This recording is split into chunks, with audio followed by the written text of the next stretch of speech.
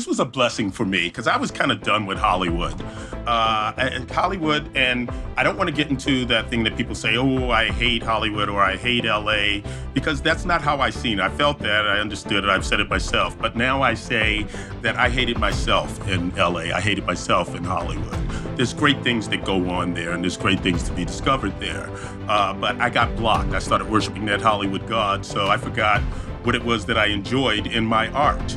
And my soul felt like it was dying there. So I was ready to get out of there. So this came along at an opportune moment.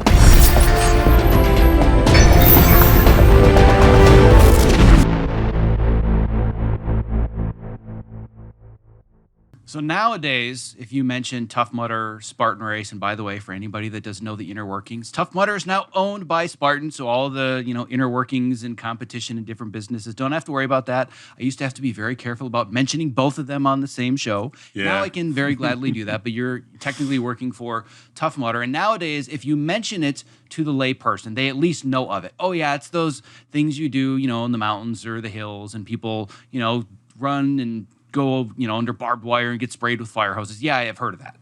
In 2011, nobody knew what this was.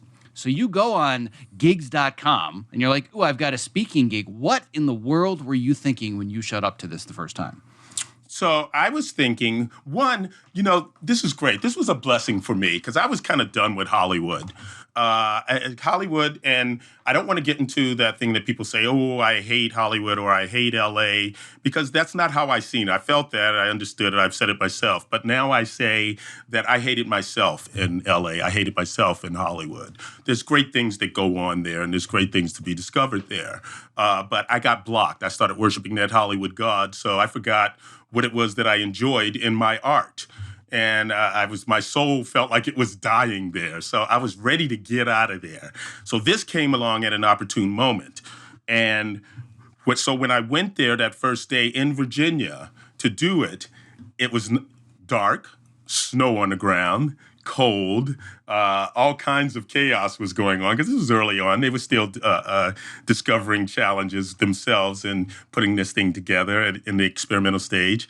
And I remember the young lady who had hired us. She marched me down to the start. Now, I didn't know I was going to be doing a start line. Clinton was working at the time in the infield, in the base area. He was sort of doing, they would have a live band. The live band would come off. Clinton would come on, do announcements, introduce the merchants, do games, just be his charming, funny self. He's a great comedian. I thought I was going to be doing that, but it made sense. We were both there. We were going to be doing that. So she marched me down to the start line. I didn't know that.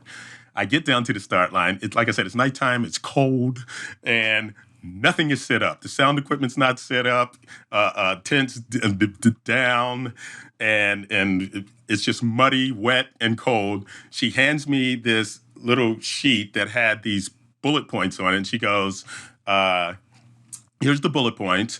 Your first wave will come in at 7:30. Last wave will be at 1:30.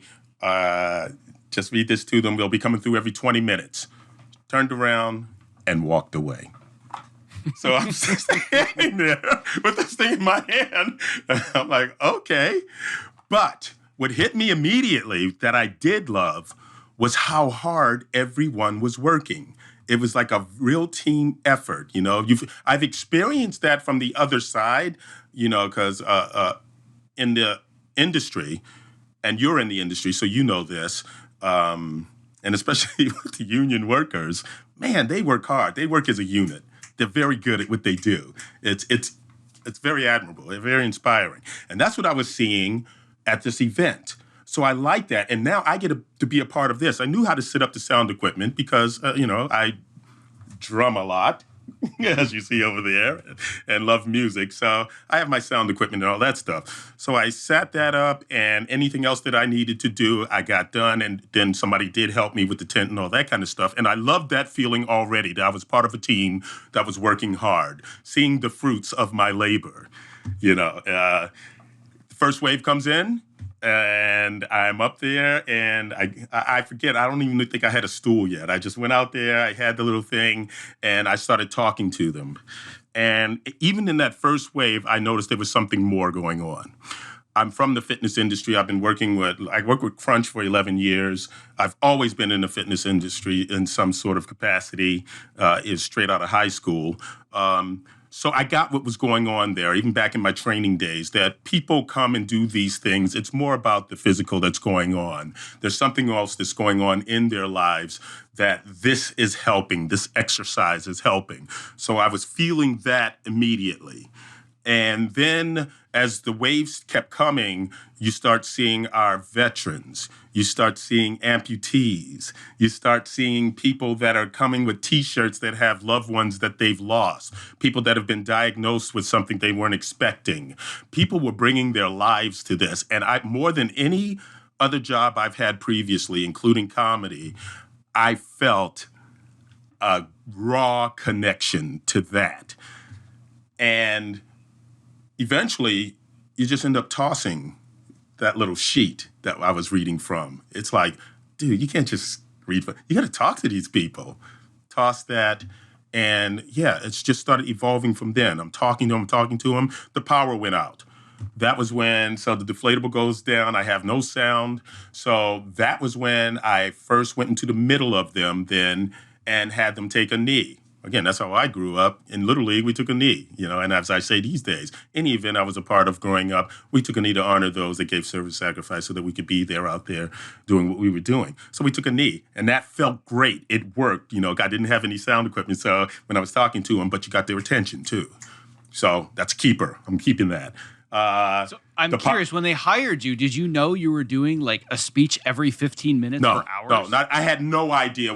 Once again, I thought I was going to be on the stage just being a clown and talking about their merchants and in between, like Clinton was doing, not to call Clinton a clown. He made it more than that, of course. Well, I would imagine that because you've done it so many times, clearly you've honed your voice. But do you feel like the first couple of times, like you're looking at the sheet and, good afternoon, everybody, and welcome to the Tough Mudder Obstacle event, sponsored by the following sponsors. And here's how, did you feel like it was very kind of corporate bullet points? Like, here's this thing, and you're like, you know what? Screw that. I need to make this me. Because now it is so perfectly honed in. I don't care what event anybody goes to, any time of day, any state in the United States or otherwise, they're going to get your speech and get your energy. But I'm guessing there was an evolution to that, just like there's an evolution to a set if you're a comedian, right? It's so funny. It was like you were there. That was a great impression. That was what I sounded like also. I'm sure. Kind of. In that, like you said, when you're first doing stuff, you go to the automatic professional way of doing it.